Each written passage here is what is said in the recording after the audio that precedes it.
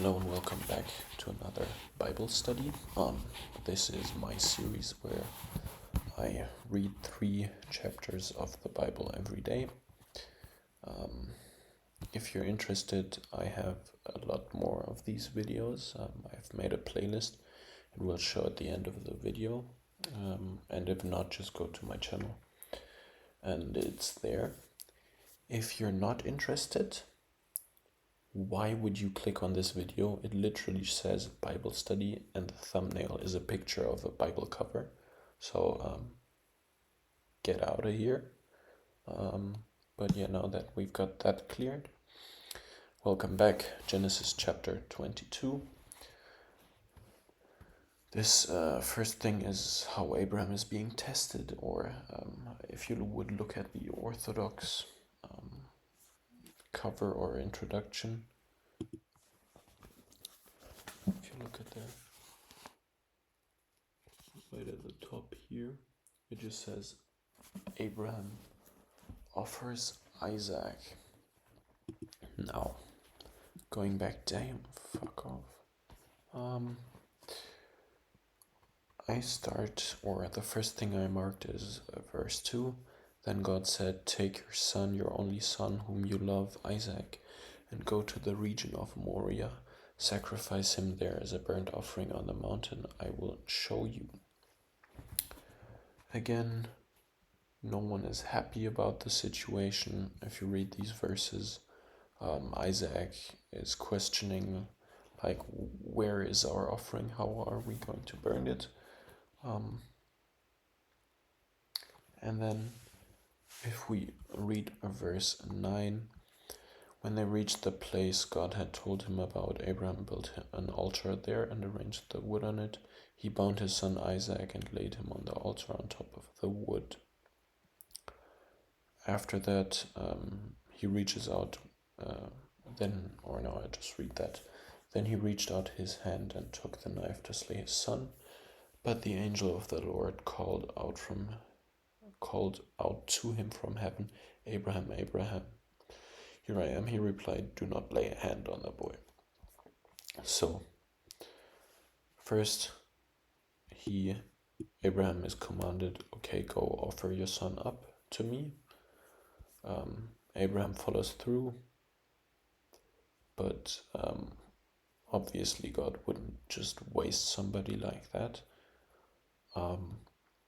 So in the end, everything is just stopped. The angel of the Lord, which is Jesus Christ, but the angel of the Lord is just how he's referred to in the Old Testament,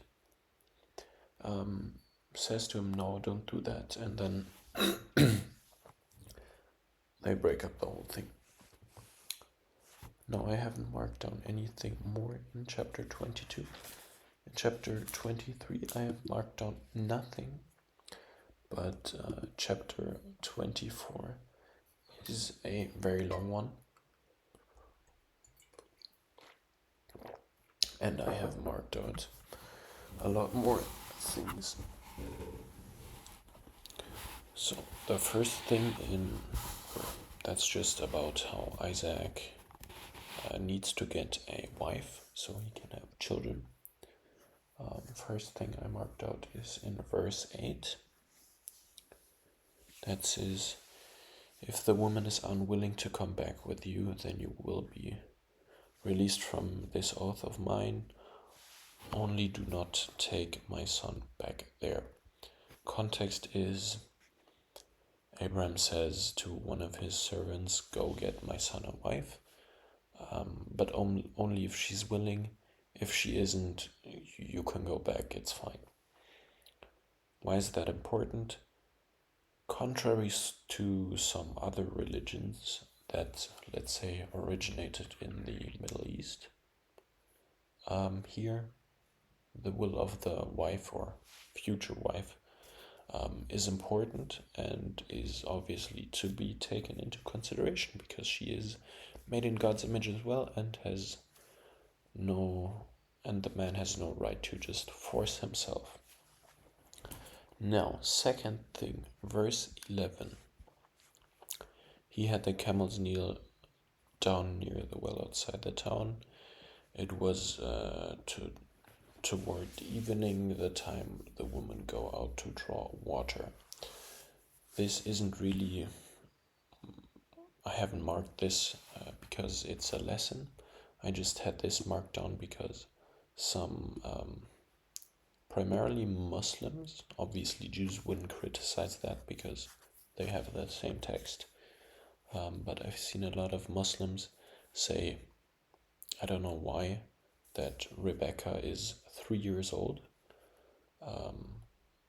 and that's just simply impossible. First of all, the Bible doesn't tell us her age, and then second of all, it literally says the women go out to draw water, so why would they bring a 3-year-old child? Now, next thing, verse 16. She went down to the spring, filled her jar, and came up again. Another one talking about how she's in fact not 3 years old and instead a woman. And then the same thing again, verse 28. The young woman ran and told her mother's household about these things. Rebecca is not a child, she's a woman. And then one thing in verse 58, a very long chapter here. So they called Rebecca and asked her, "Will you go with this man?" "I will go," she said. Again, it's her free will, just how you should freely submit to God. He will not force you, but if you don't do it on your own, as I said, he won't force you, so you will end up without him, which in conclusion is hell. Anyways, that's it.